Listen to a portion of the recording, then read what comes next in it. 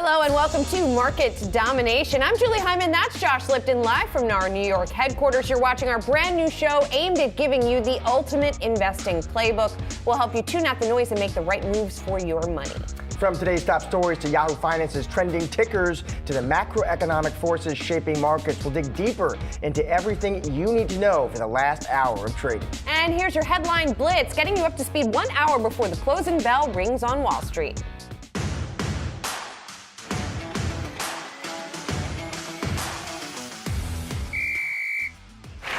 My inherited economy is on the brink. Now our economy is literally the envy of the world. 15 million new jobs in just 3 years, a record. It's a softer report, and it's consistent with the sort of soft economic landing scenario that some of us have been calling for some time. I don't think this particular report moves the needle one direction or another. Best case scenario, obviously, would be a little bit of a cooling in both CPI and PPI, and that the combination of those reports could potentially move the needle in terms of May versus June. I would say be aware it's a highly speculative, volatile underlying asset, Bitcoin. A supply and demand imbalance starting with Bitcoin, right? So all of these new ETFs came into the market. They've been gathering assets. We're now able to more easily plug institutional interest, of which there's a lot. We've got 1 hour to go until the market close, so let's get you caught up on the market action here. First of all, I want to look at the major indices here. We've got the Dow still hanging on to a gain of just over 100 points here, but we have now seen the S&P 500 and the Nasdaq slip into the red. And I just want to point out something here, that the S&P actually hit an intraday high earlier in the session of 5189.26. Once it hit that, we started to see things come down. Similar story for the Nasdaq here. It hit its high, its record intraday high earlier in the session, about 16,449, and then started to come down. And that's reflected as well in the rollover that we are seeing, in the rollover in the Nasdaq, that is, reflected in what we're seeing in tech here. The XLK, one of the biggest laggards on the day, off by 0.6%. We've got consumer staples actually also falling today. Costco, a part of that story. And then real estate and financials on the plus side. One more thing I want to check before I toss it back to Josh, who's checking on another asset today, is what we are seeing in the bond market on the back of the jobs report this morning. Very little change in the bond market on the perception that maybe the jobs report this morning doesn't change the calculus for the Fed. We're going to dig much more into that in just a moment. Josh, you are checking out, as I mentioned, another asset that we are watching today. That's right, Julie. Come on. We got to talk Bitcoin here. The rally raging on for the biggest digital currency, rising to $70,000 for the first time. Yes, you did see some retreat there after hitting that really historic milestone, but what a move. Just back up the chart. It has soared more than 60% this year. Of course, we know there's been surging demand for those new spot Bitcoin ETFs approved in January. That has been a big primary catalyst for the kind of move we've seen. Some other possible catalysts on the way. You know, Julie, we've been talking to Bitcoin bulls this week. They'll point to, of course, the so-called Bitcoin halving. You know, that's coming up in April. Been some speculation as well. Could spot Ethereum ETF be on the way? You know, one other interesting report that caught my eye today that has to do with crypto, some new numbers from the FBI on the number of crypto scams that hit in the U.S. last year. Losses from those scams related to crypto totaled almost $4 billion, $3.94 billion last year, which was an increase of 53% from 2022. Now, you know, apropos of nothing, I guess. But it's just interesting that crypto, which has this reputation as being susceptible to this kind of things, and there are some hard numbers too. Maybe perhaps dovetailing what Piper's Rob Owens told us this week when he talked about how the health of cybersecurity software, demand and health for that, he was saying maybe the healthiest he's seen in 2 decades. Yeah, interesting stuff. All right, let's talk more about the big economic story of the day. The U.S. economy creating more new jobs than expected in February. Meanwhile, downward revisions to job growth in prior months suggesting signs of some softening in the U.S. labor market. Though looking beneath the surface, there may be more to the state of the labor market that investors should consider. Here to discuss, Kristen Bitterly, Citi Wealth Head of Investment Solutions, and Joe Brusuelas, RSM Chief Economist. Thanks to you both for being here. It's great to see you in person. Good to see you too. So much fun. Joe, I want to start with you here because these numbers are maybe a little confusing on the surface, right? You have the unemployment rate going up to 3.9%. You have downward revisions in the prior couple of months. is the labor market getting worse? Is that what's happening here, or a little softening? How should we characterize it? I think we should characterize it. This is one of those Goldilocks reports, right? Where it's just right. When you net in the downward revisions from the past 2 months, total employment only increased by 108,000. That's it. Really, that's just where you need to keep employment stable. If you're a central bank policymaker, that's what you want in terms of further evidence that you're not going to see a risk that the economy overheats. Okay, but then where does that leave us? I think if I'm looking at this, and the chatter around Wall Street was, well, you know, the job gains have really only been in, you know, healthcare and government. No, that's not the case. You look at the diffusion index, it was almost 63%, saw an increase. Things are actually continuing to look fairly strong to me. Moreover, the economy is just moving along at a 2 to 2.5% clip right now in the first quarter. I mean, that's very good. All right, so Krista, we heard from Joe, the economist on the panel. Let's get your take too as the market strategist. I mean, Joe used the word there, Goldilocks, right? So I think you used that same word, actually. I used the same word. Is that what you're kind of, just for the market, is just sort of steady hiring, but wage growth cooling, not too hot, not too cold? I think that's what we've seen this week in terms of the data that we've received, a lot of Goldilocks data, and that's what the market's looking for, not too hot, not too cold. I think this report gives anyone who's looking for some signal what they want. So you could point to the unemployment rate, you could point to the revisions downward. I do think that when you combine this with JOLTS, and you say where are the structural imbalances in terms of where we see continued strength, they are in healthcare, education, they are in part-time jobs as well. So there is a question about the quality of employment.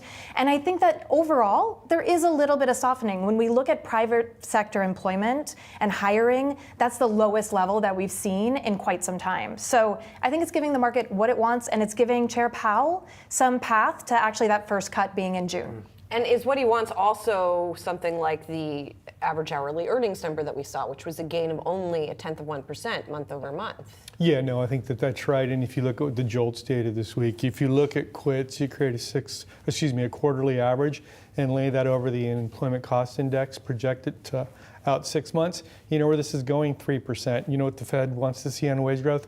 3 to 4%. We're going to get the rate cuts. I mean, I think it's June. I mean, I've been there since last year. Now, the number of cuts we get this year, that's a little bit more tricky right now. I think the Fed's 3 looks about right to me, but we'll see how things go. There's a lot of other things going on, all good problems to have that will bleed into whether the Fed cuts 3 times or more, and then the pace of cuts next year.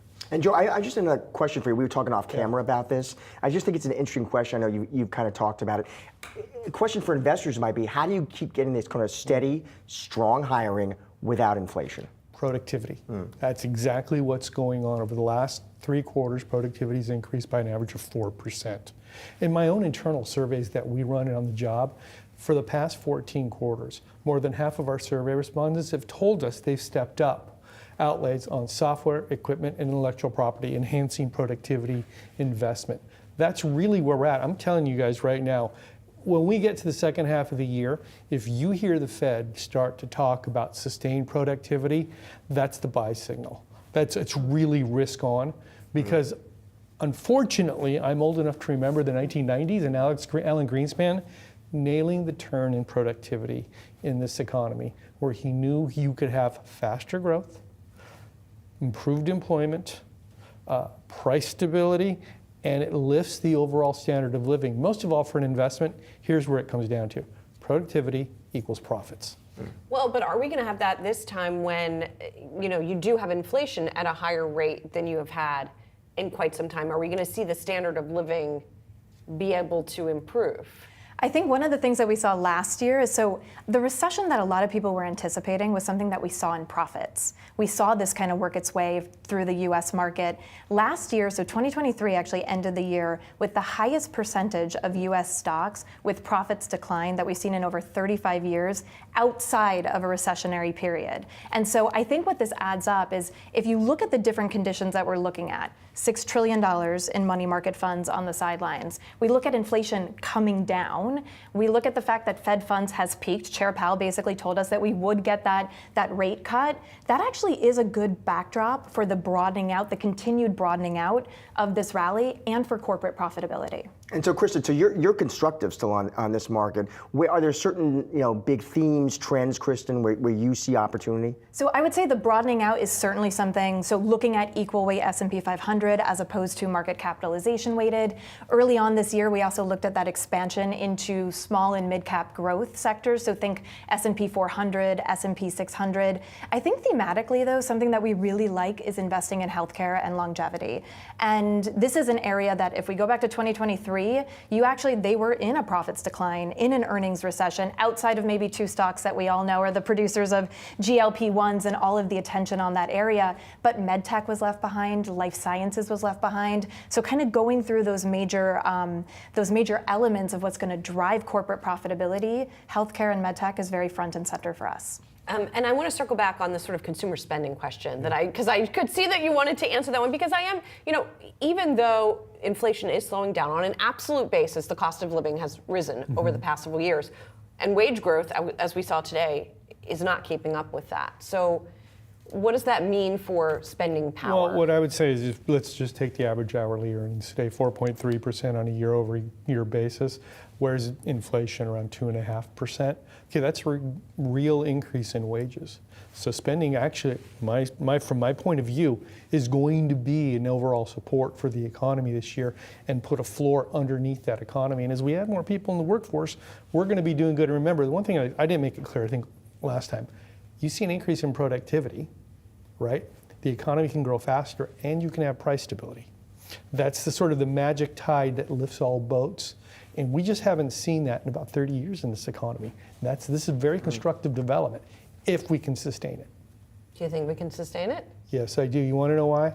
The increase in productivity has nothing to do with artificial intelligence. That's 2 to 3 years in front of us. So what does it have to do with? First of all, the best is yet to come. 2, it has to do with we're adding more people into the workforce. Higher wages are drawing people off the sidelines. And then there's the 800-pound elephant in the room. It's immigration. That people are joining the workforce who have immigrated. Both legally and illegally. So those part-time workers from the household survey, I think basically it's underestimating how many people are working. It's not part-time jobs that's causing this, it's the extra people. Then on the other side, in the establishment side, or we want to take a look at wages, we're probably overestimating how quick wage growth is improving because we're not accurately capturing the number of people who are here illegally now moving into the workforce. That's why productivity's up, that's why the job market looks the way it does, and that's why the economy is growing as fast as it is. And I recognize this is very polarizing at a time when immigration is probably, at least for now, the top issue in the upcoming election. So I guess from an economic perspective, you're saying the immigration is good. Immigration is good. And period, end of Kristen, sentence. and I'm just curious then, from an investment perspective, if you think about immigration, how you think about immigration, and does that factor into your modeling at all? I think you have to look at the full story. So one of the things that we didn't touch upon is this continued resiliency in terms of the consumer data. That people will point to things like rising credit card receivables, just the rising interest rates and the impact that would have on the consumer. But something that we have to use to really ground us is the fact that a lot of people got their balance sheets in order a couple years ago and locked in what was the deal of a lifetime in terms of a 30-year fixed mortgage.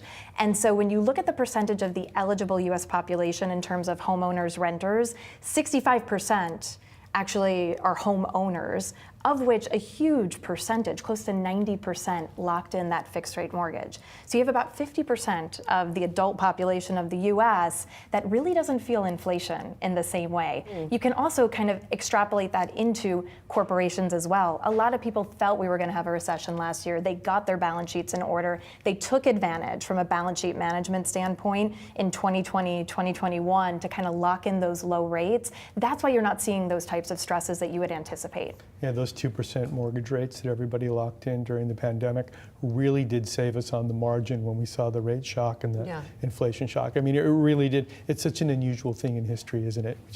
We don't have any sort of baseline to measure that against, but it worked.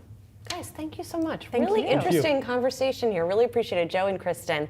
Thank you. Well, we're just getting started here on Market Domination. Coming up, the House Energy and Commerce Committee has unanimously approved a bill that could ban TikTok. We'll speak to one of the representatives leading the charge on the other side. Plus, the newest edition of our series, Goodbye or Goodbye. We'll get investor insight on two stocks to help you make the best choices for your portfolio. Stick around, more market domination still to come.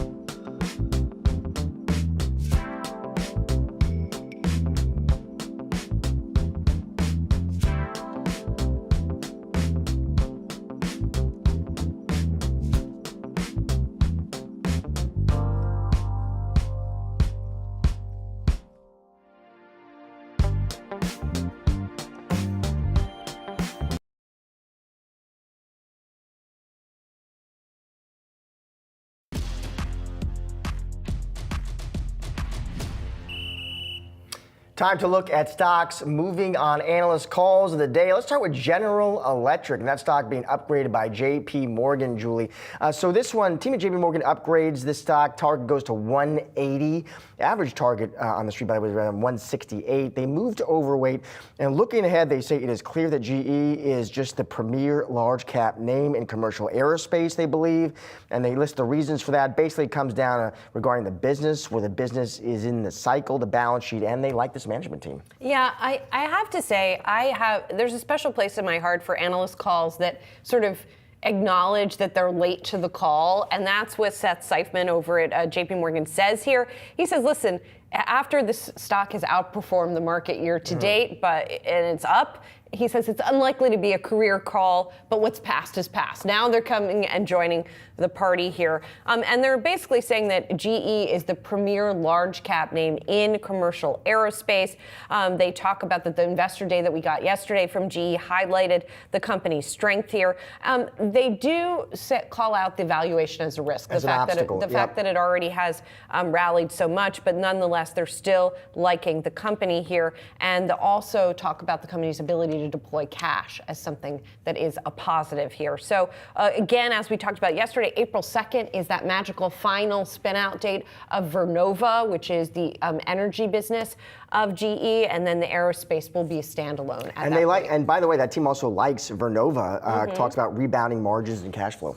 Yeah, interesting stuff. So GE still pretty widely held, so it's one that a lot of people watch. We are also watching Coinbase. Goldman Sachs calling time on its bearish stance on Coinbase, upgrading it from a sell to a neutral, and the call coming amid Bitcoin's big rally. The cryptocurrency briefly touching 70,000 today before coming back down. 282 is the target price here now from Goldman on this name here, and basically it does have to do with what's going on with crypto prices here. And they basically thought that crypto would not do as well as it has, and the fact that it has is getting them to revisit this. Now they have had the sell on the stock going all the way back to 2022. So they actually did capture some of the downside there, and it's been kind of bumping along, but since then has rallied. So now they're coming out. Again, you could call it maybe a little bit of a late call like the GE one after some of the rallies already occurred. Yeah, another headline here, by the way, with Coinbase climbing back above its direct listing price today. So that's the first time in more than 2 years. Of course, went public in a direct listing in 2021. Lots of enthusiasm. Stock hits around 380. And then the stock, of course, was under pressure. You had the crypto winter in 2022. It gets hammered, of course, last year, as we know. And very different story. It's up about, I think, 300% in the past 12 months. Yeah. All right, moving on. Members of Congress are being flooded with calls from angry constituents today. That's after TikTok told them to. This after the House Energy and Commerce Committee voted unanimously 50-0 to advance a bill that would require TikTok owner ByteDance to divest the app or effectively face a ban in the U.S. Earlier, I spoke with a member of that committee, Representative August Pfluger. Well, look, I mean, you saw a vote yesterday out of the Energy and Commerce Committee that was 50-0. It was completely bipartisan, unanimous. We had a great legislative hearing before we went to the markup. I mean, we haven't seen a vote like that in 4, 5, 6 years, maybe. I mean, this was something that I think all of us came together, both sides of the aisle. And the goal here is that we want to make sure that Americans are safe. We want to make sure that data is safe. We want to make sure that a foreign adversary is not taking advantage, like we think they are, of an application and using Americans and our privacy to their advantage. And Congressman, TikTok is firing right back here, right? And I want to read you their response here. They say this legislation has a predetermined outcome, a total ban of TikTok in the United States. They go on to say the government is attempting to strip 170 million Americans of their constitutional right to free expression. This will damage millions of businesses, deny artists an audience, and destroy the livelihoods of countless creators across the country. Congressman, your reaction to that? Well, that's completely false. This is not about content, it's about conduct. And in fact, we hope that the application can actually continue, but it needs to happen with an American purchase. It needs to happen with a trusted purchase. And so far, the Chinese Communist Party has a direct tie to ByteDance. This isn't about TikTok, it's about ByteDance. It's about the link to a foreign adversary that has control over it. When Shou Chu sat in our committee almost a year ago and testified in front of Congress, he admitted that it was possible that the Chinese Communist Party could manipulate messages. He said that, not us. So all we want is for them to divest. It's not about content. It's about divesting and putting that company in the application in the hands of trusted agents, which are either American businesses or friendly countries. Just to press on that point, though, Congressman, I'm interested in what you would say to folks, and including many, they may be listening to this interview, who did build business on TikTok. Should those Americans be worried about being out of business? They need to reach out to TikTok. They need to let them know that it's in their best interest to sell it to somebody who is trusted, not somebody who is completely bent and shows and demonstrates that they want to undermine American interests. They want to undermine our national security. So, look, this is about the conduct of ByteDance. And there's been plenty of time for them to, understand, based on that hearing we had with the CEO of TikTok almost a year ago, what could happen. And they've taken no steps to help those Americans. So this is on ByteDance. It's on their business dealings and the conduct that they have demonstrated over the past year and previously. And finally here, Congressman, I do want to touch on former President Trump because he did weigh in here. He seemed to criticize the measure. Took to Truth Social, wrote that banning TikTok would only help Facebook, which he described as, quote, an enemy of the people. It does seem to represent a change for Mr. Trump here from when he was president. What do you make of his response? Well, this isn't about American companies. This is about ByteDance, which is a Chinese Communist Party linked entity. So, I think at the heart of this is protecting Americans, protecting our data, protecting our kids. And so I'm not sure that the link there is really what we're talking about. We're talking about national security issues and the fact that this company has the ability through the influence of a foreign adversary to influence the outcome or manipulate the outcome, including using our data, Americans' data. So I think that's what we're focused on. Congressman, thank you for joining the show today. Appreciate your time and insight. More market domination right after this.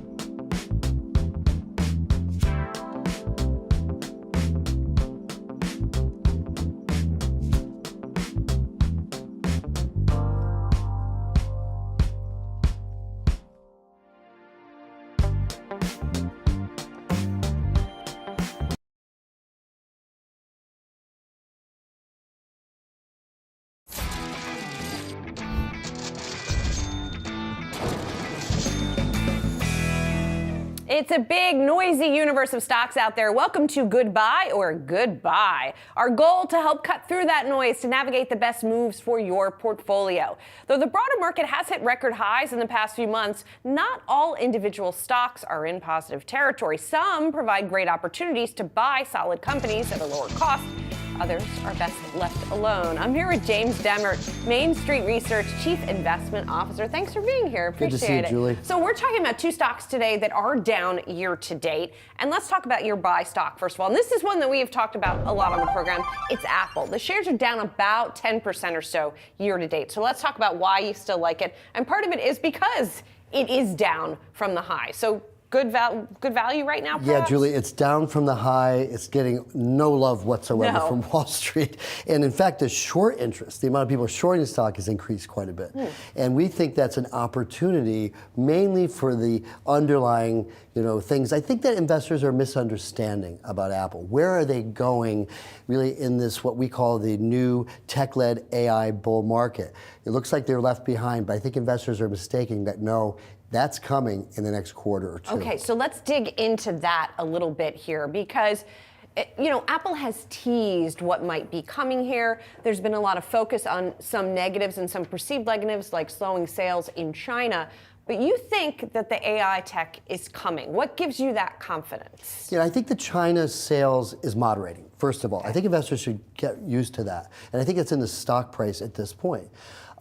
What we think is exciting, and if someone missed Nvidia or any of the semiconductors that have been the really hot stocks that led AI in the first phase, this is where you want to go now. Because the next phase is where does AI sort of make a difference? And we think the iPhone is what's going to be carrying AI over the next quarter, 2, and 3. First, it starts with AI subscriptions, probably in Q2. I don't think the street is putting that in the price of the stock here, and we think those subscriptions on a $200 million or 200 million users can be very significant to earnings. Let me just stop you right there, because what does that mean? Like, meaning there would be something ChatGPT-like that Apple is offering as a subscription service on devices? Think like a Siri that's really incredible, right? Siri right now is pretty not incredible.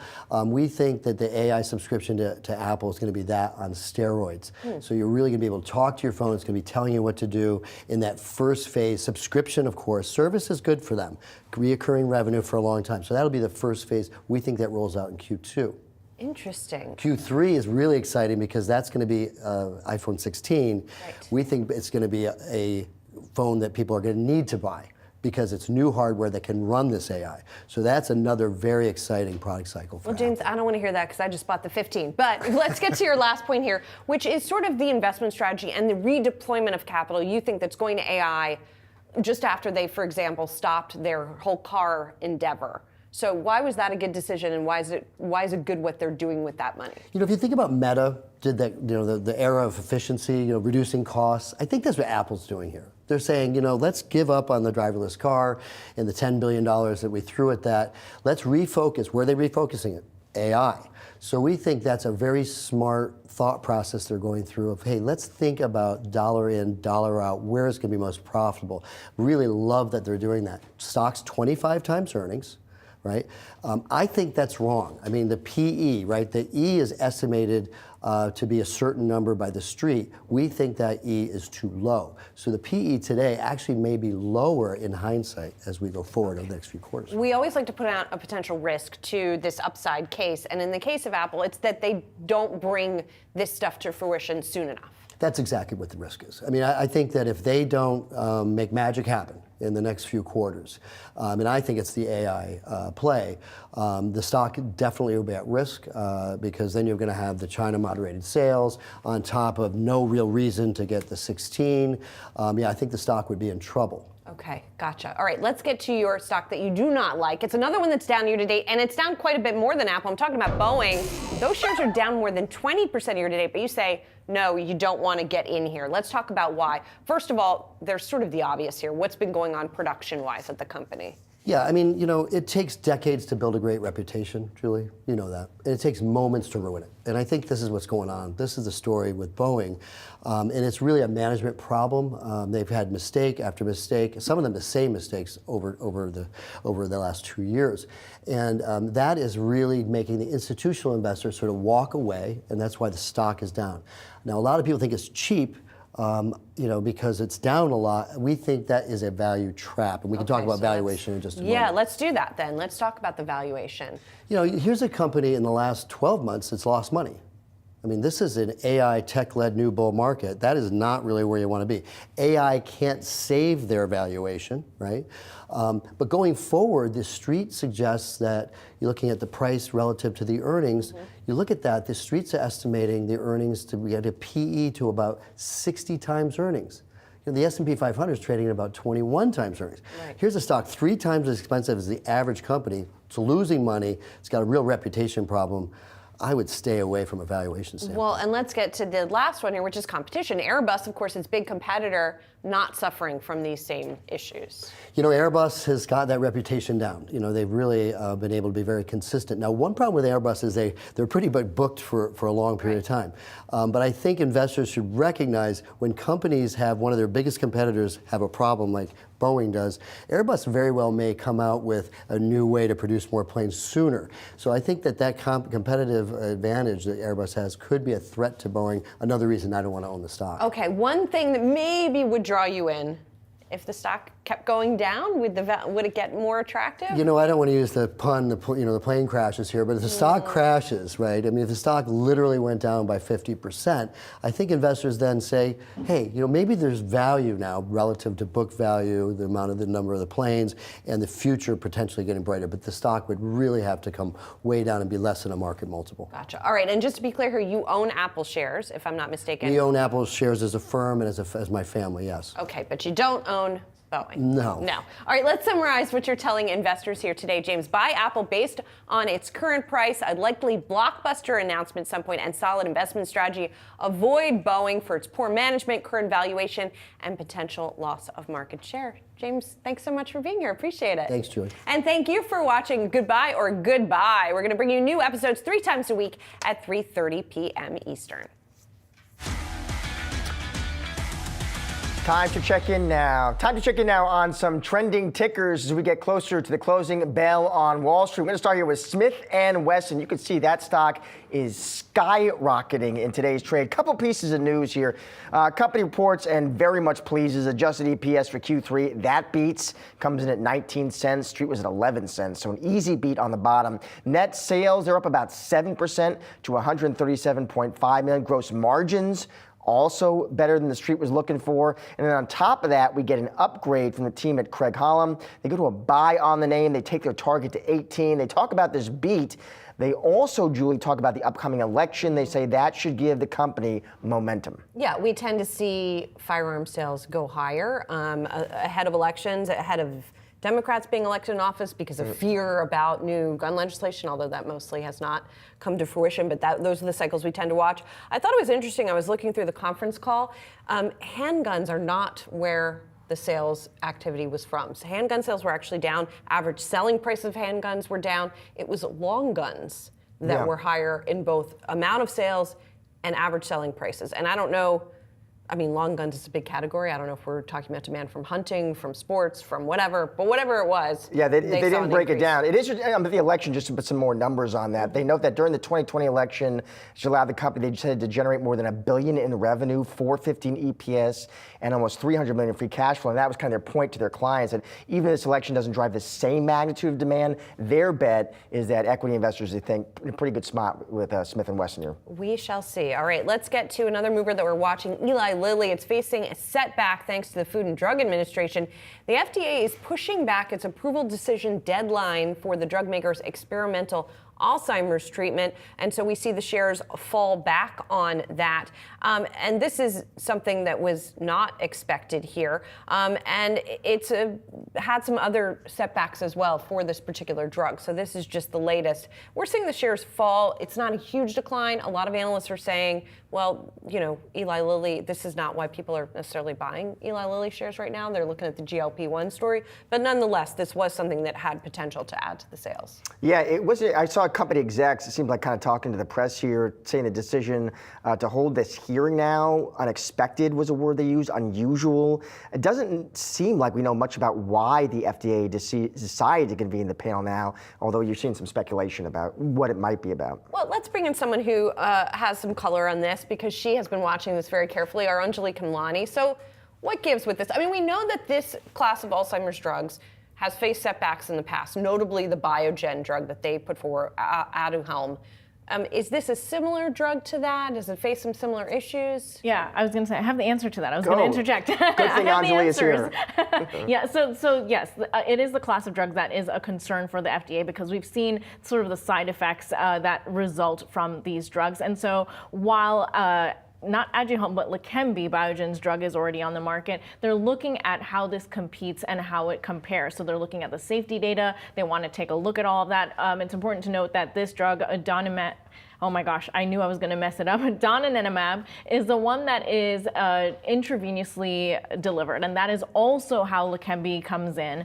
So this is where the competition kind of sets up, because Biogen is waiting to release a subcutaneous that goes in the muscle like an injection next year. So this really decreases the ability for Lilly to compete in the space. That's where the concern is for investors right now. It does have, on the plus side, 35% of slowing progression in the disease. And analysts did say that they were expecting sort of a smaller buildup for the company in terms of sales this year, 30 million about from this drug. But next year was supposed to be sort of a bigger push for it, with 450 million expected.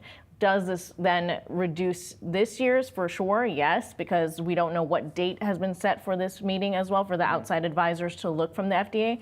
But then also for next year, what does it look like? Some folks saying too, Anja, I was seeing that what this could mean is that it increases the chances of a more complicated label. Why is that important? Yeah, well, that's important because then it reduces the patient population, right? It's going to increase how strict doctors are in prescribing it and who gets access to it based on what the known side effects are, who is least qualified. They look at the buildup of plaque, right? That's the target of this type of treatment. That's the class of treatment you were talking about, Julie. And so that's where there's been this buildup of concerns. We saw that struggle with Aduhelm. Leqembi's been really slow to roll out as well. And so it's not really a big moneymaker. Eli Lilly, to your point, was supposed to have these two things in the bag for this year, right? They were supposed to have the GLP-1s. They were supposed to have as well this drug for this year coming in.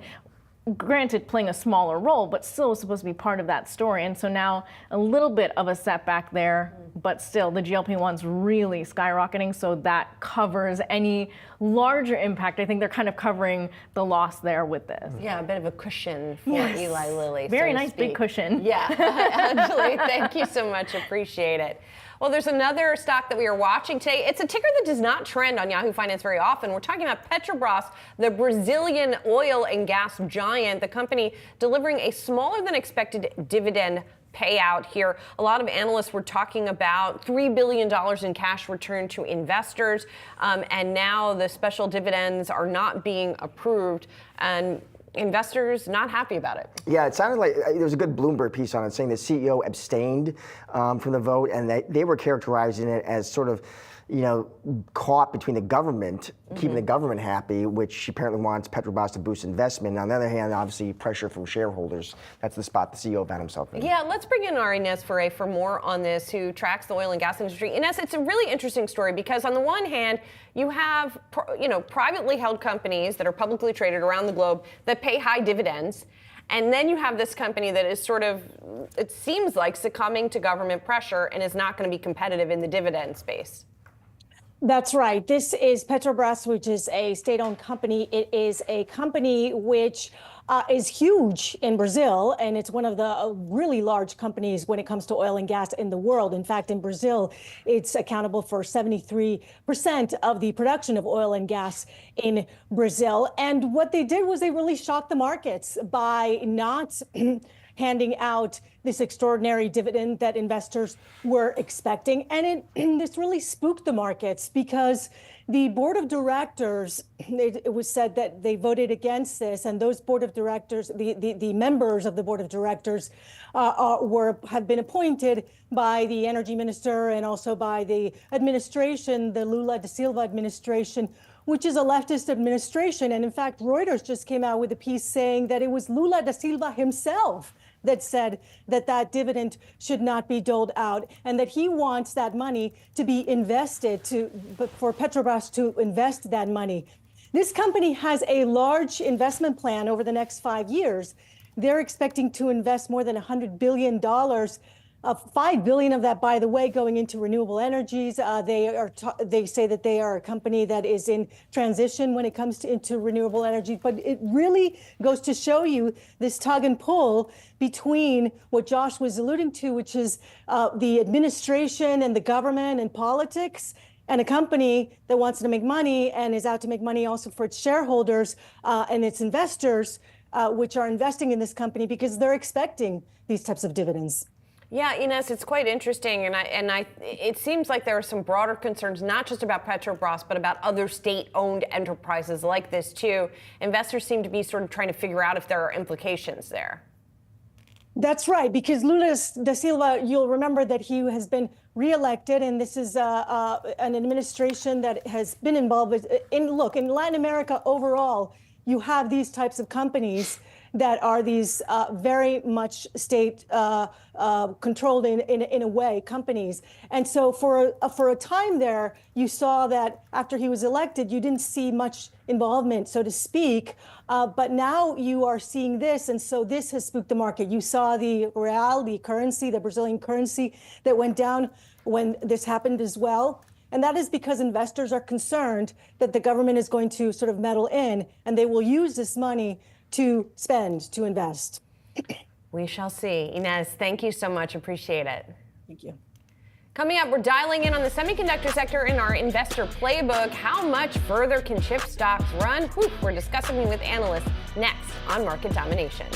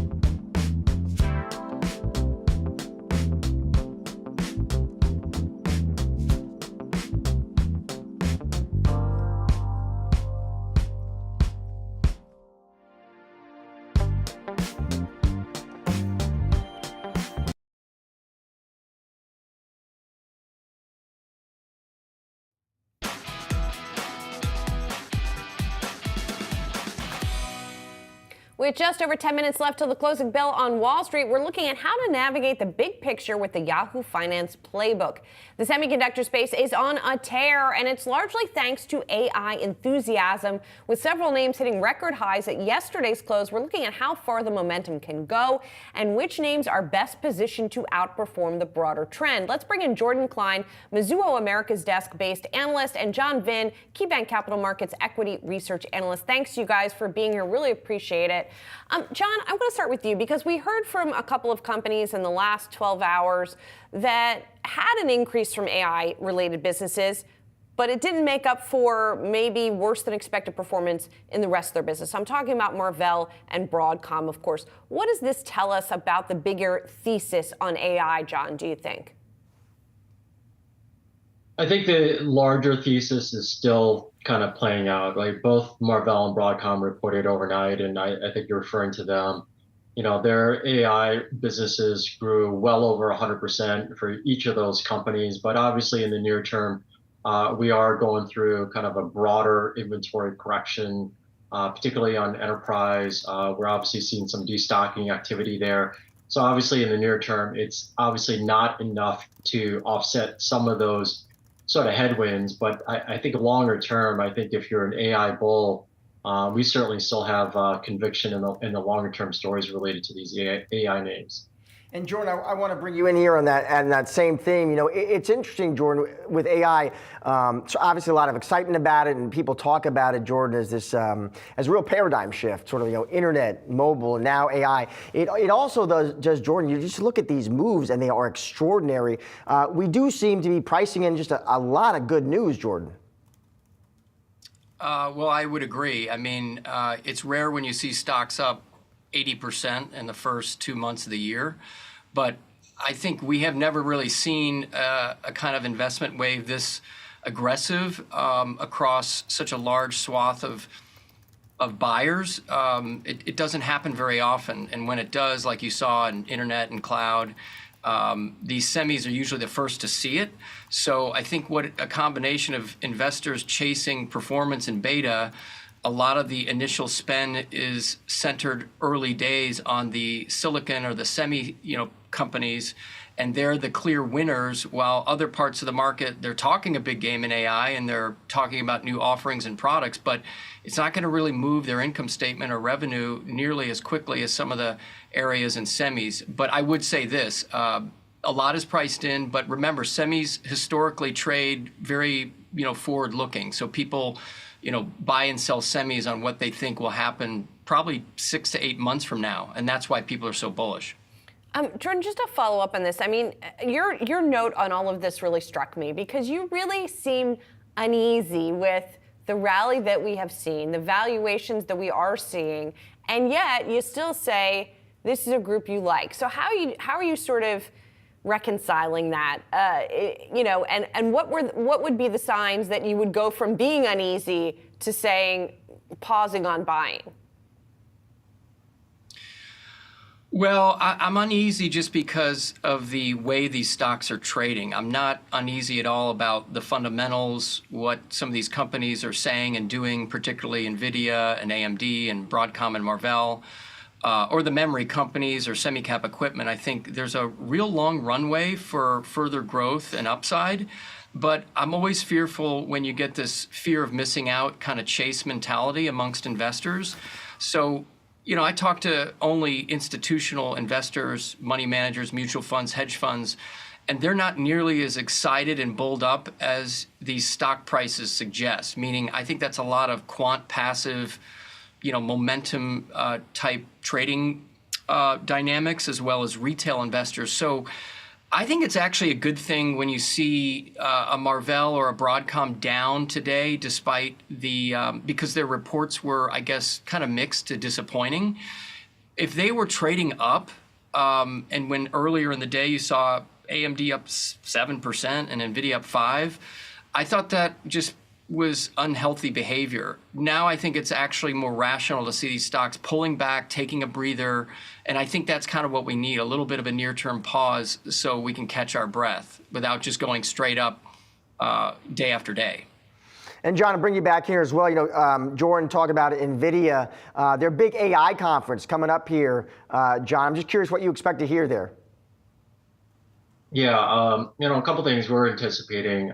We would expect that NVIDIA would start to give us a little bit more color and announce more formally its next generation GPU called Blackwell, or also referred to as B100.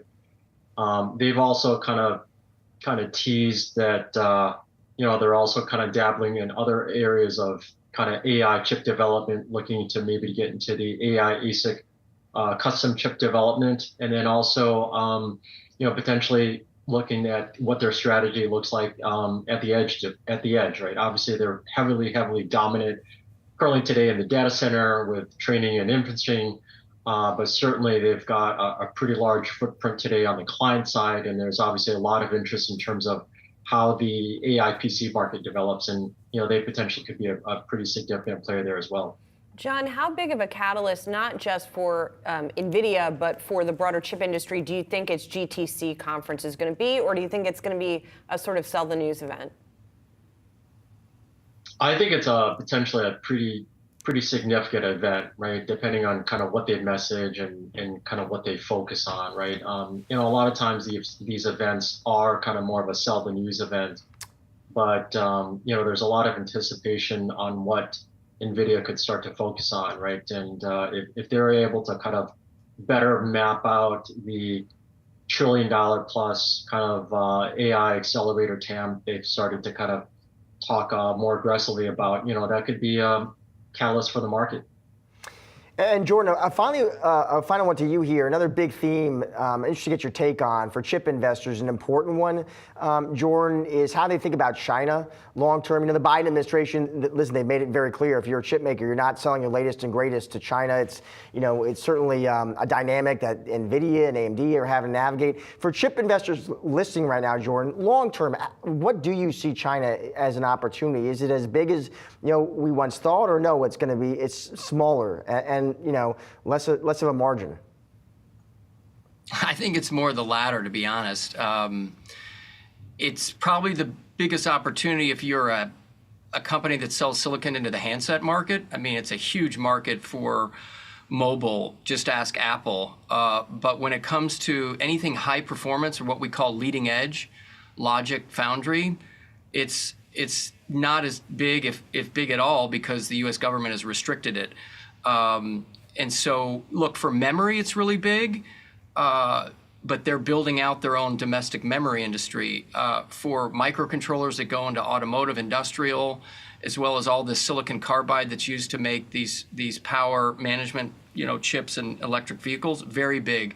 The problem is if you want to play in that market, you're going to have to potentially have a knife fight with all these Chinese suppliers that are allowed to buy the technology and the tools to produce what we call lagging edge semis. And that's, again, silicon carbide, microcontrollers, lower end memory and analog. That's where you don't want to be. So I think it's you want to, focus on these leaders that are predominantly US, European, Korean, Japan-based semis that don't have to rely too heavily upon China, because I do think if you're a winner in China, it's coming at a low margin, and people won't put a premium multiple on that, in my opinion, not U.S. investors at least. Interesting. John, Jordan, thanks so much for joining us today. Appreciate it, guys. Have a great weekend.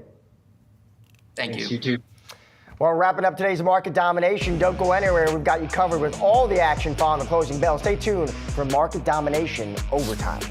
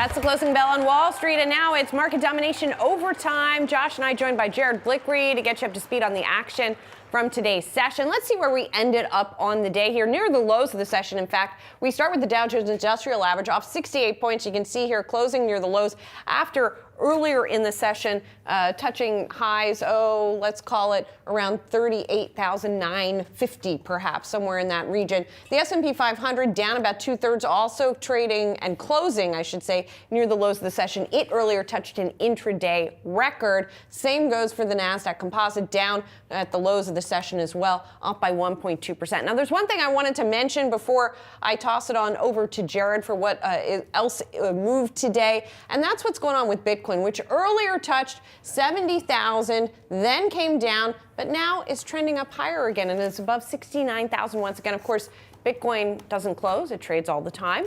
So something to keep an eye on over the weekend, Jared. Yes, Bitcoin never sleeps, and guess what? It closed, I'm using that in scare quotes, at a record high today.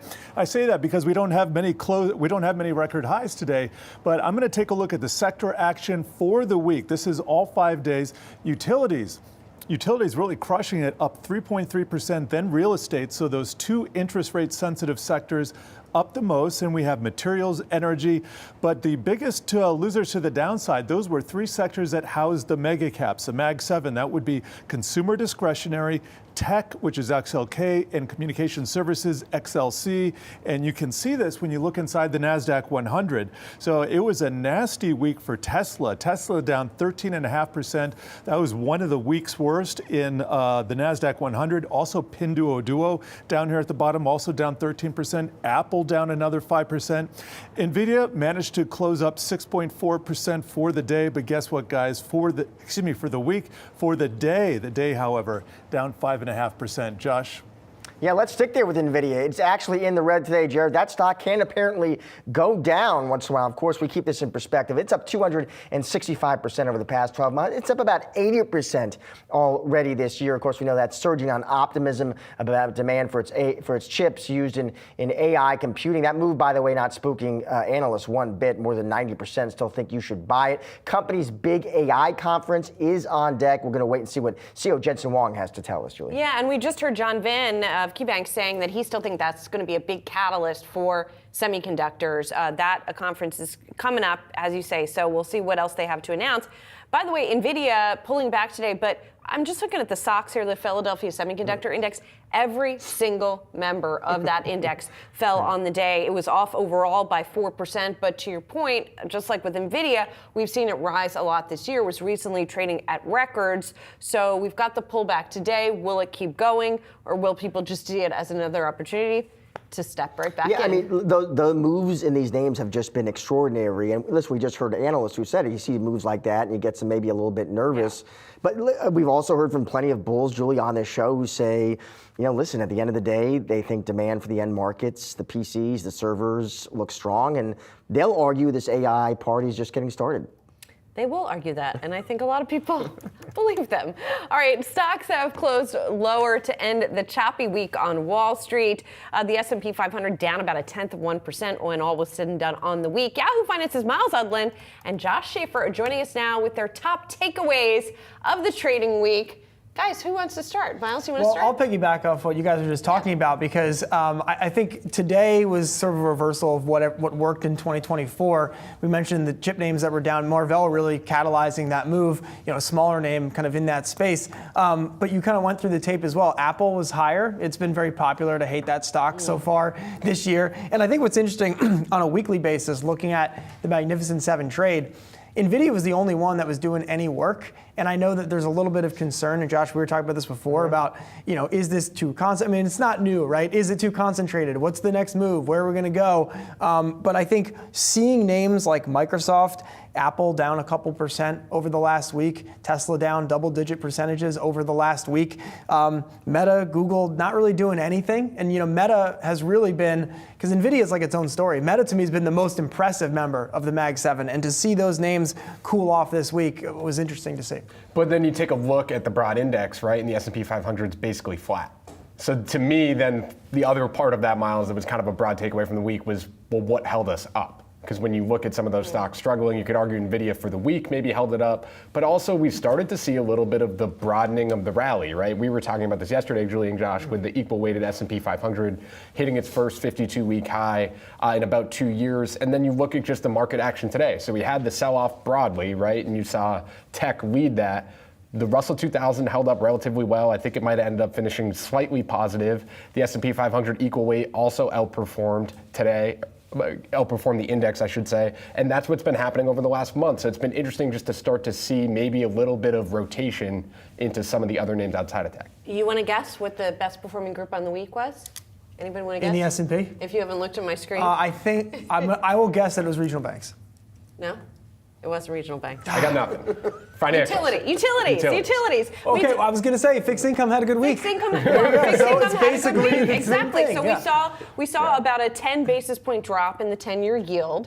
And yes, we tend to see things like utilities and real estate, which was another outperformer in the week, go up when that happens. So that seemed to be what was happening, as we still have people people decreasing even more their bets that the Fed is going to cut a lot. I just realized I didn't guess an S&P sector, so that's embarrassing. Well, regional banks is even a worse. Subsector. No, yeah, I know. Right. Financials were higher on the week. I'll give you that. I was looking at, I had a regional bank take here. Off of New York Community Bank. I mean, I think it's at this moment, and Jared Blicker's been talking about this. Financials have been a stealth outperformer over the industrials. Financials have really been where a lot of that action has been in the context of a broadening market rally. And you can look to the Russell for some of that. You can look to the equal weighted S&P for some of that. And I think you could even just look as simple as, well, when Meta stops going up, what else is there? And the market being flat on that kind of action shows you there's a bunch of other stuff. Yeah. Well, and the other thing we were thinking about too, when Miles and I came up with 3 broad takeaways, guys. We put a lot of effort into our broad takeaways. How far along are we? Are we on 3 or? Well, we went. So essentially, we went 1. We went 1, 3. Now I want to get to 2. Yeah, we went 1 to 3. So we got to get to 2. The macro hot take's cool. But the interesting part of the week, when you think about coming into this, one of the things we were sort of, I guess, the risk to the market this week, the risk to the rally, right, was for one, Federal Reserve Chair Jay Powell was going to talk for about 6 hours. That's always going to make markets nervous. What's he going to say about rates? And it seemed like we largely survived that with kind of the same. We leave the same way we entered, right? We still think maybe 3 to 4 cuts this year. Cuts probably start in June based on market pricing, basically unchanged from where we were a week ago. If anything, maybe the inflation story got a little bit better, slightly, with some of the labor data today. That's what economists were saying. So overall, the risks that we were talking about, Josh, we were talking about this yesterday. What are the risks? What's going to bring us down? Yeah. Nothing really came from a macro perspective for us this week. So I think that's CPI next week? CPI next week, right? So what happens on that print? I don't know. Maybe you know. I don't know. Another one I wanted to. I don't know. I don't know what's coming. I want to get your take as 2 guys who kind of read through a lot of research notes now, because I think some of the commentary on valuation is also really interesting. In that you see really well-respected strategists making the argument that, well, you can't compare this market to past markets. Yeah. It's a different economy. It's different companies. We've gone from industrial to digital. And I'm wondering what you make of that, Miles. Because I could see some people, maybe that gets them a little nervous, like, that sounds like someone trying to justify things getting stretched. Or no, do you buy it? Well, no one wants to hear this time is different. No one wants to hear about how these timeless rules of investing, like your PE ratios, don't apply. I think the margin profile of current companies. Josh flagged a note earlier today about Citi looking at free cash flow on an index level basis. So you're finding all these other ways to slice that loaf of bread or whatever you want to call it on valuations. But I think there's been a little bit like doth protesteth too much around the notion of this is not 1999. And I'm not, look, I'm no bear, but there's just a lot of people saying 1999 a lot of the time. And they're responding to clients, but do we need to talk about it? I mean, that much? Come on. So anyway. Yeah, well, it was interesting to hear Jordan Klein of Mizuho just a little while ago. We were talking to him about tech. And, he just was like, it just feels like we should be worried, right? Look, we would have sat here 4 years ago and been like, remember, semiconductors are a cyclical trade. And now apparently it's fine that Nvidia goes up every day. Well, there are still some people who say they're still cyclical, and we're ignoring that at our peril. But I think that, I don't know. Other people said that. We're just reporting. Thanks for being here, guys. Fun to talk to both of you, Miles and Josh. Have a good weekend. All right, coming up, shares of Grindr soaring today on the back of their latest earnings report. We're going to speak to the CEO about the most recent quarter and growth plans on the other side.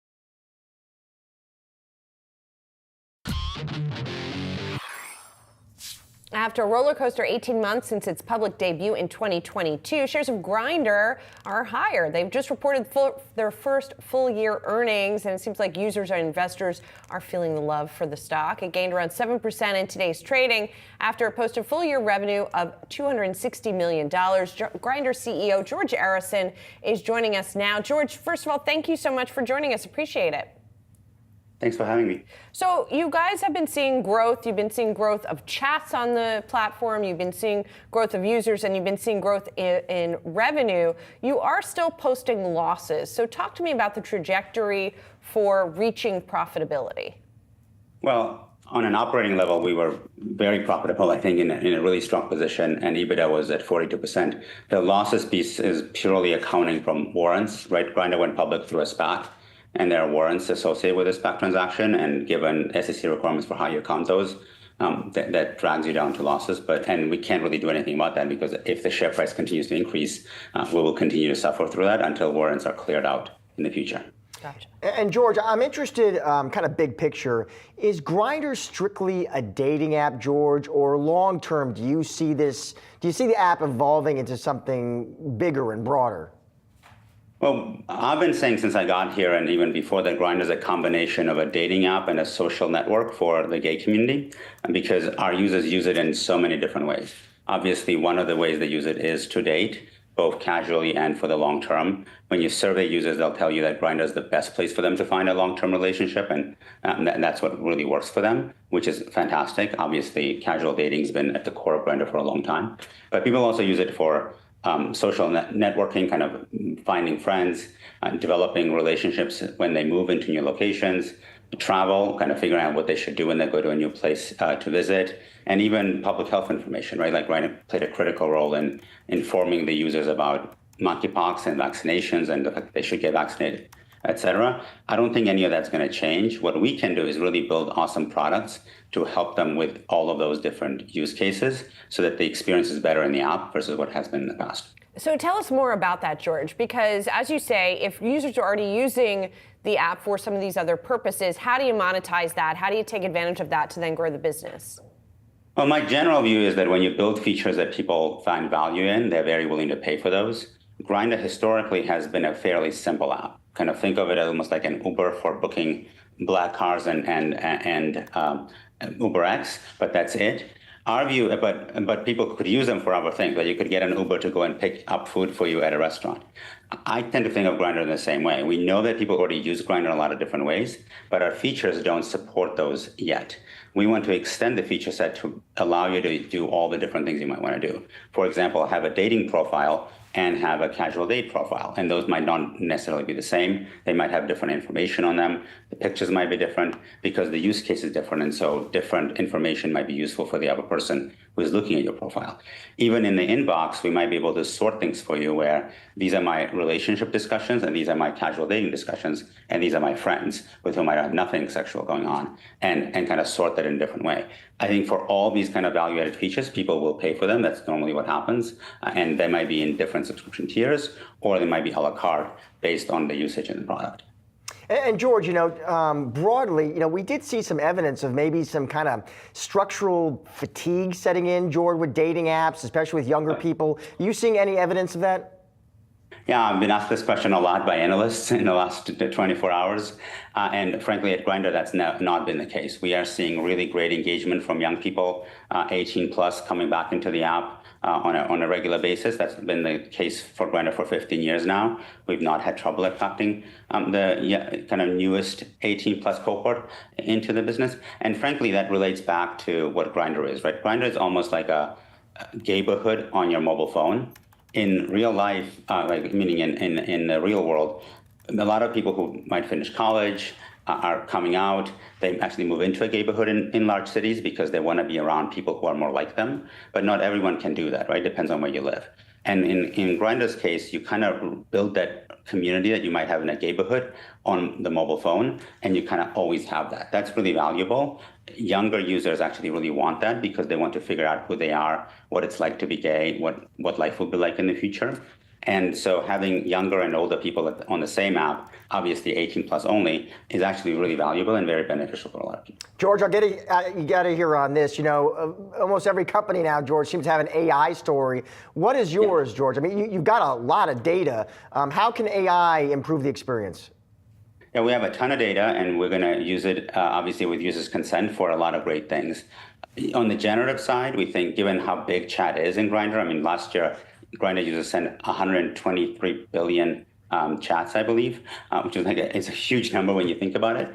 The big opportunity for us is to help users with the communications, right? Hey, there's suggestive text for what you might want to write, or understanding the user that you're talking to a little bit better, or even recommending, you guys are talking about going to dinner, here are 3 places where you might want to go for dinner because they all have spots available. So that's one component of AI that I think is going to be really helpful. And the other one is around matching. Grindr does not do matching today. It's location-based only on a grid. But on the dating side, actually being able to recommend people to you and say, hey, these people make sense for these reasons, and here's the data behind it, I think can be really valuable for people. In the gay community in particular, density is a challenge. In virtually no city in the country do you have enough people to really satisfy your matching pool because we are only a subset of the population. And so being able to extend the dating pool a little bit more broadly geographically through better matching, I think is a really huge opportunity for AI. George, thank you so much for joining the show today. Appreciate it. Thanks for having me. AeroVironment, a military drone maker, is seeing heightened demand for its products as wars continue in the Ukraine and the Middle East. Company also reporting solid earnings and says it's expecting double-digit revenue growth into fiscal year 2025. For more, we have AeroVironment CEO Wahid Nawabi. Wahid, thank you so much for joining us. Great to be with you, Josh. And maybe we'll just start there with the earnings report. Listen, you reported, you beat. Walk us through what drove the quarter, Wahid. Well, I mean, we had a fantastic quarter. Our results were outstanding. Revenues grew nearly 40%, up to $187 million overall, which has set a third quarter record again. Our loitering munitions segment, which is our Switchblade family of products, the revenue for that business segment almost doubled year over year and also set a record. And we are walking into our fourth quarter with a very, very high backlog, about $460+ million in backlog, up 12% from a year ago.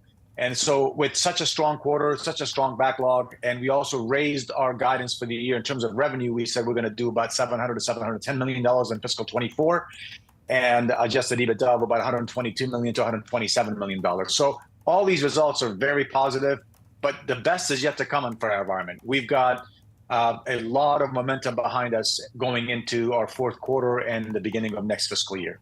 Wahid, let's talk a little about that. It's Julie here. Your shares, by the way, up 29% this week on the back of your earnings report, even though we saw a little bit of a pullback today. And as you talked about, a lot of the demand for your Switchblade class of drones, which are small, they fit into a backpack. Where's the end market demand coming from? Is it exclusively military or the commercial uses? And where do you expect to see that demand in this coming year? So we serve both defense and commercial markets, but our primary customer base is the defense market. Switchblade it's exclusively for defense applications because it's a lethal loitering munition. It has a warhead in it, that drone that flies, and then it has a warhead that you can take out a specific target and you can designate it. The market for our systems has been really, really robust over the last couple of years. We've been focusing in this market quite heavily over the last several years and making right investments so we can capitalize on the opportunity. The war in Ukraine, of course, put an exclamation mark to the value proposition of our systems.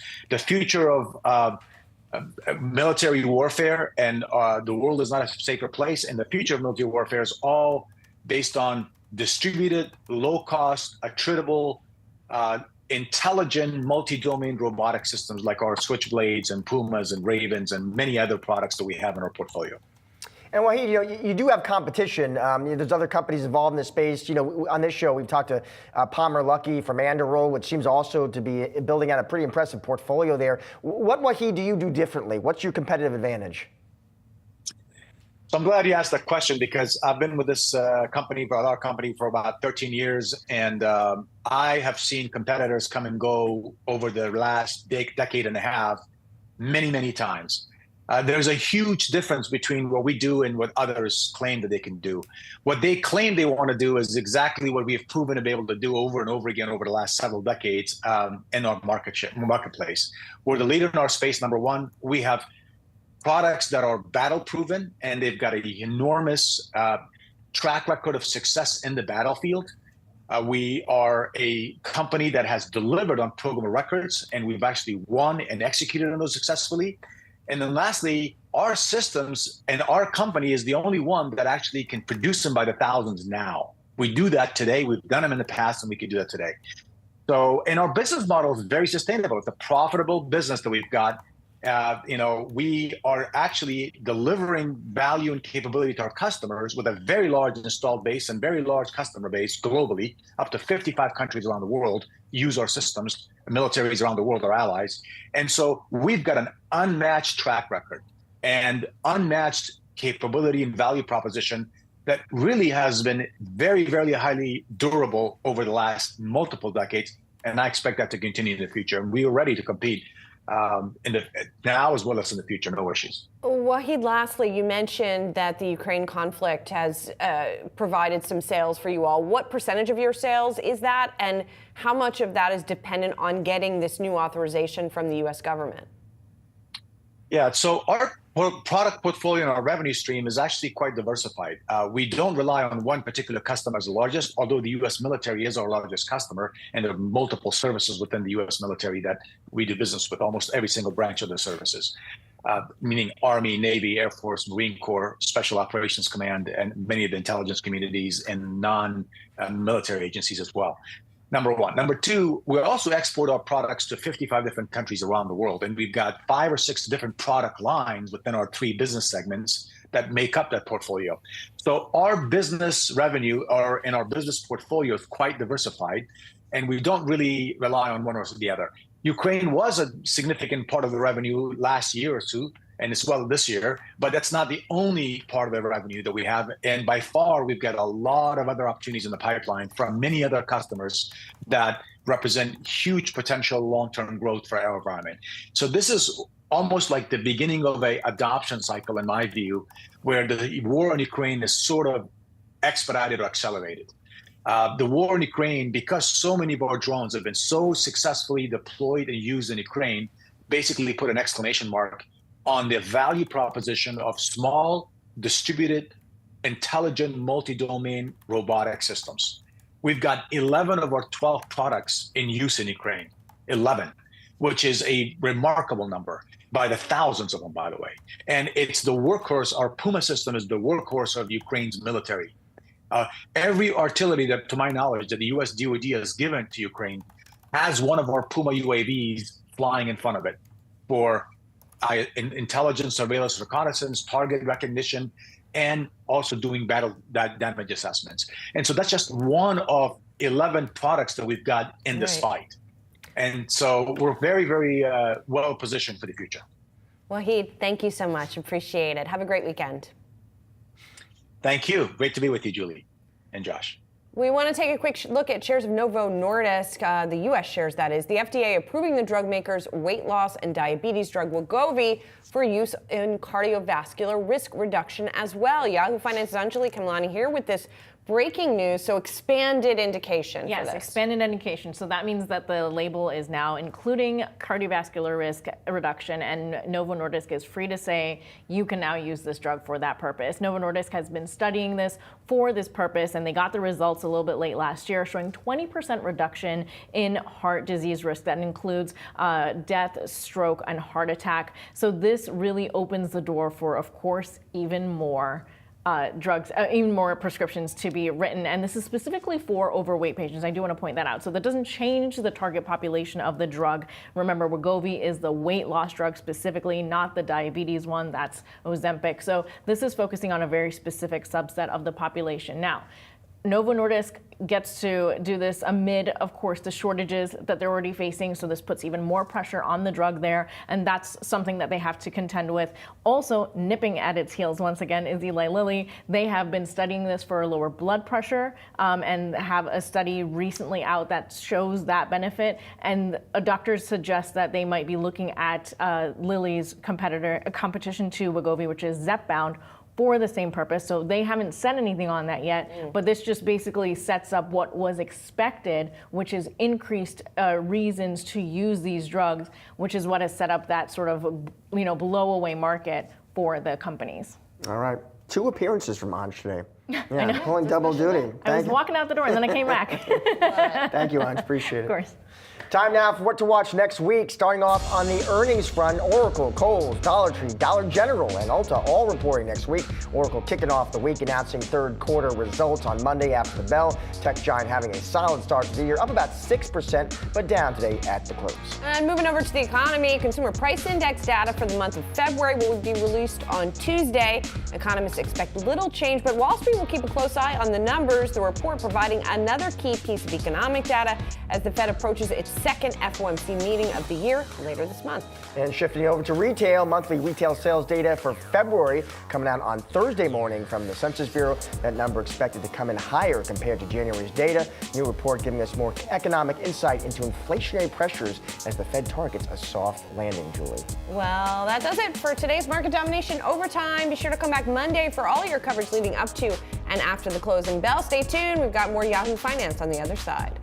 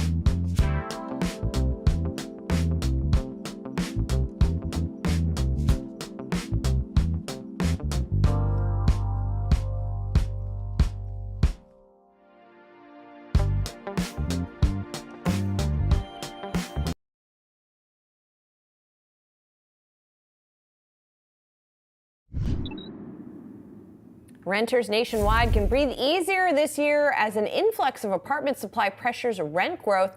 This is good news following 2 years of rent increases. Let's bring in Yahoo Finance's Danny Romero for more on what renters can expect this year. That seems like good news. Yeah, changes in rent prices are going to stay flat this year as more supply is going to be added to the market, adding some downward pressure on rents. And data from RealPage shows that asking rents increased 0.2% in February from the previous year, and that's actually notably lower from the historical average of a 0.6%. Apartment occupancy is staying relatively around that 94%. However, RealPage is really raising some flags in regards to the occupancy levels. They are saying that there could be some challenges ahead given the fact that there has been so much construction activity that has been happening in the apartment sector, so there could be some weakness there. But what is the takeaway from all of this? Rent demand is still strong. And so things aren't as bad as they seem, but also bottom line, how does this correlate to the inflation data that we're going to be getting next week? Well, remember, this real-time data that we're getting will not be reflected in the CPI report. CPI's shelter index really is a lagging indicator compared to real-time data. But what really stands out to me consistently from economists is that they say that rents have not come down enough due to the fact of these affordability concerns that are weighing down the housing market. So which is one of the drivers that we are still seeing that rental inflation is still sticky. Well, and I'm also curious, I mean, as with everything in real estate, everything is local, right? Everything is regional. And so what do we know, or do we have data from them about the differences regionally in what's happening with rents? So Texas is really seeing that is a lagging indicator. They've actually seen a lot of price cuts in the southern states, I would say, also the Midwest.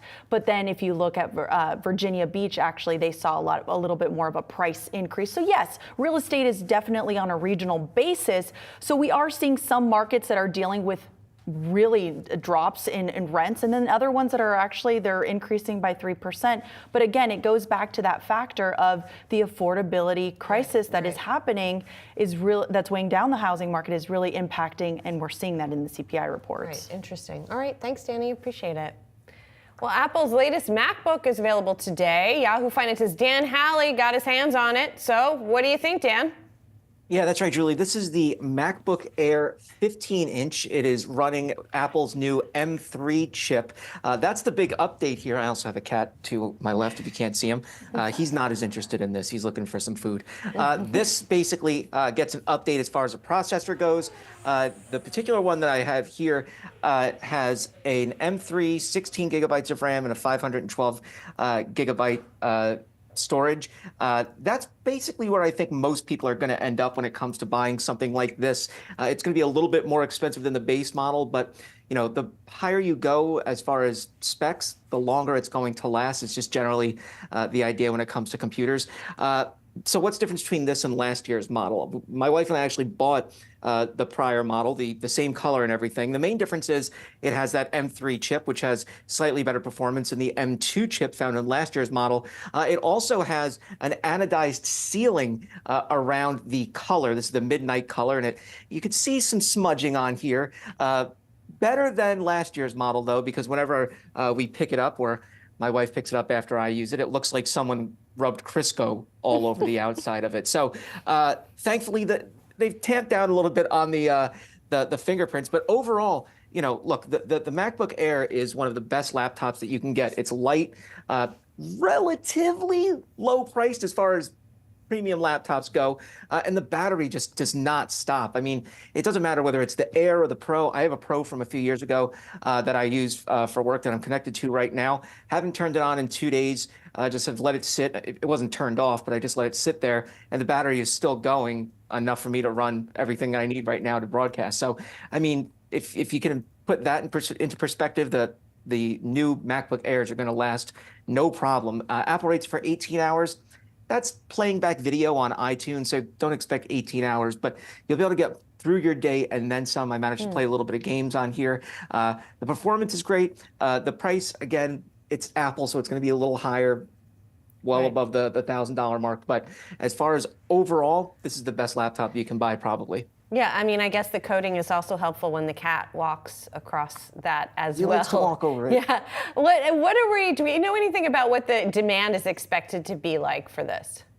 Yeah, well, so the problem that Apple's had with the Macs recently is that they just hadn't updated them, I guess, enough. And so people weren't purchasing them. There was also, don't forget, the whole issue with COVID. As that came in, people started buying products, but Apple in particular was hit by a slowdown in sales. Factories have shut down. So then we saw, rather than what we saw with PCs where everything shot up and then went down, Apple was kind of low, then shot up later in the pandemic and then started to fall off. So they're on a different cycle than some of the other PC makers out there. But as far as demand goes, anytime there's a new product that comes out, Apple does see a little jump. So for them, the hope is that this will start to send sales of Macs higher for a little bit. The MacBook is really the seller for the Mac line. It's about the laptops.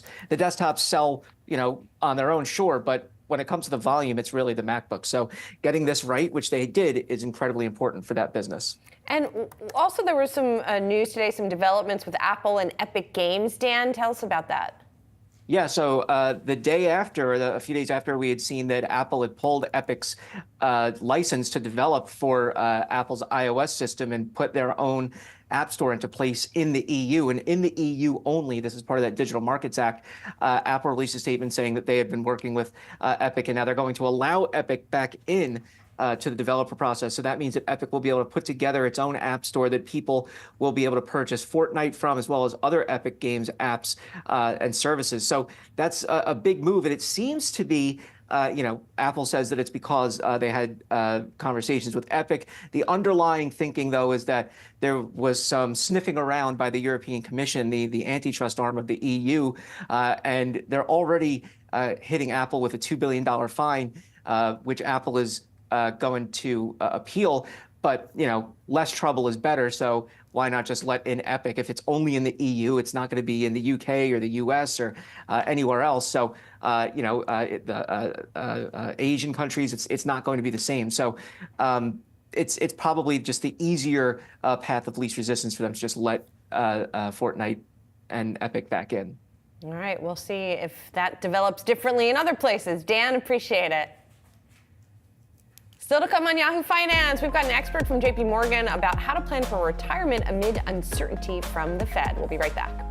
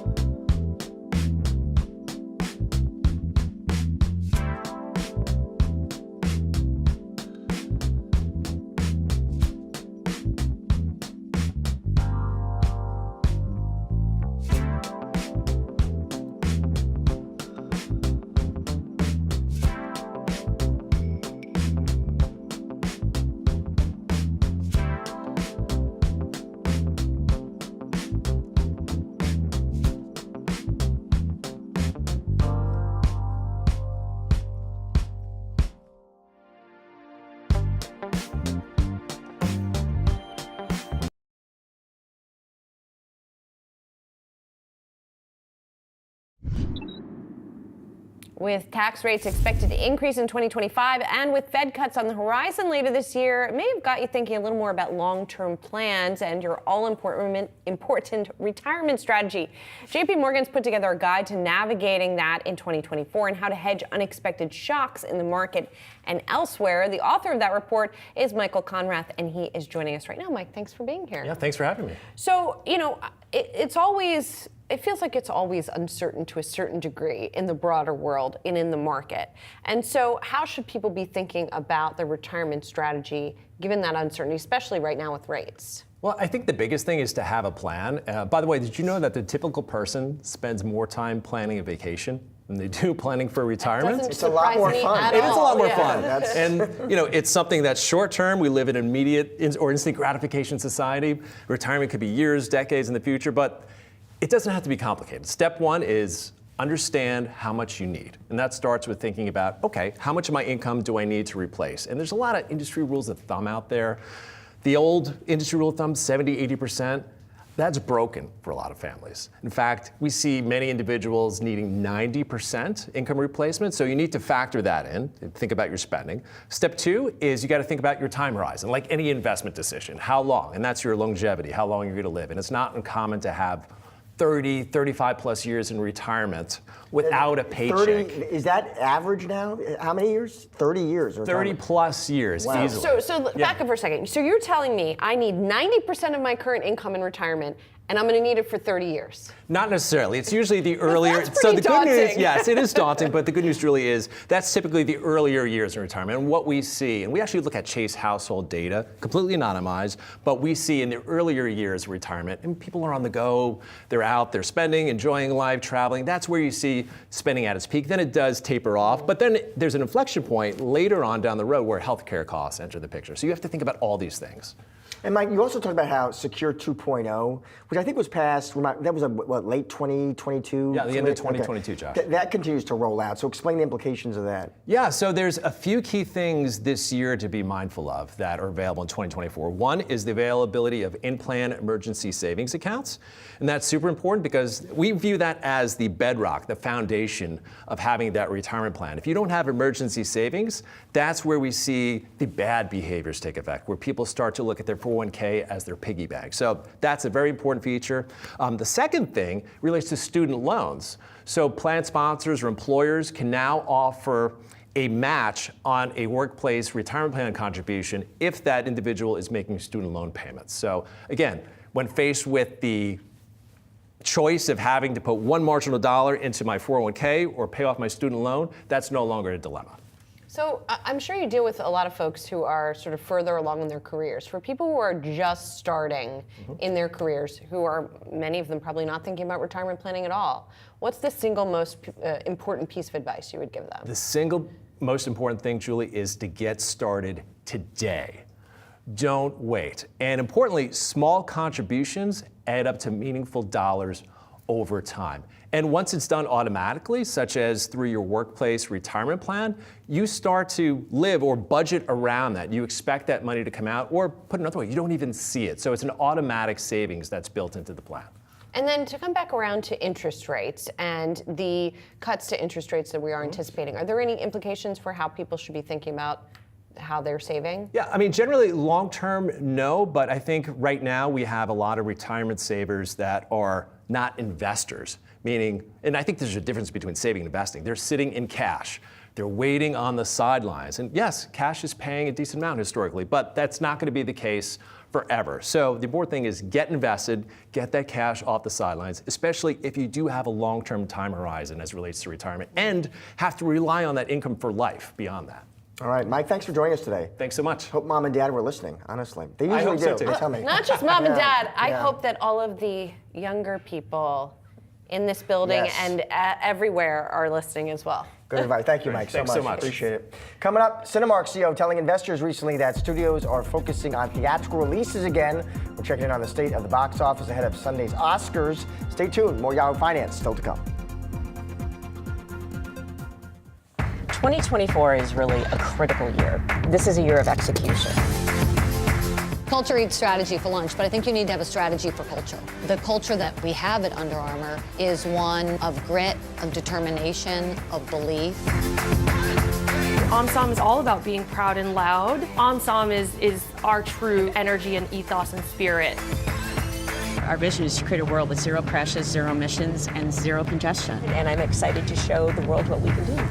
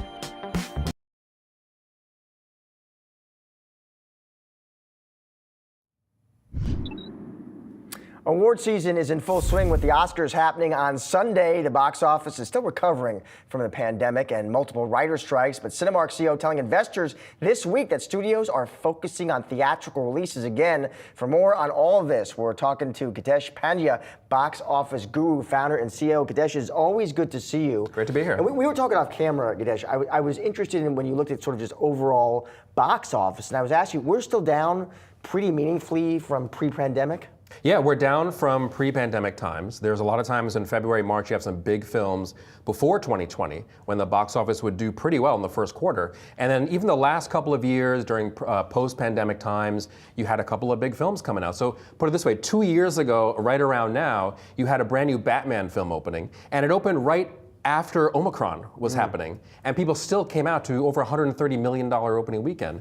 Now this last weekend we had Dune Part 2, $82.5 million, nothing to sneeze at, more than double what the first Dune made. And so, you know, with the right content, people are coming out. One of the problems is that because of the strikes, a lot of the supply line has been delayed. And so we don't have as many films out there and ready to go right now in the first half of the year, first quarter of the year, that we normally do. So there's a lack of volume volume in the marketplace right now. That will get corrected by the time we reach the second quarter into the summer, when you have a lot more films coming out. Normally, you have a big film every week or two. And we haven't had much of that this year. It's been a very poor first quarter. But now with Dune coming out and more sequels, it's starting to get better.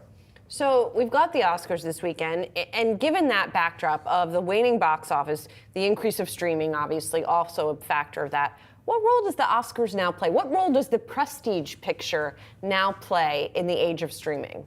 Well, certainly it's a PR bonanza because you get so much attention. The world's media is on the Oscars, at least for that one night. Most of these films, the bigger films, have already played out, and they've made most of their money anyway.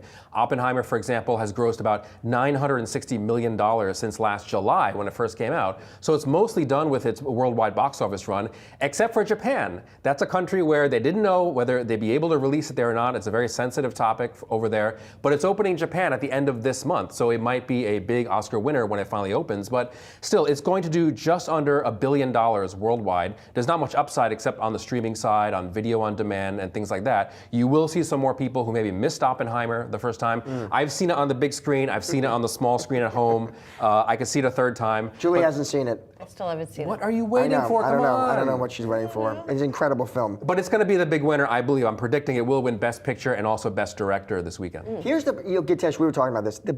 A big issue would seem to me, but correct me, there's just too much good content you can get at home. Right. You're there, I'm on my couch, you got a drink, your dog, you got the flat screen. It's really, isn't it just that much harder to get people off the couch?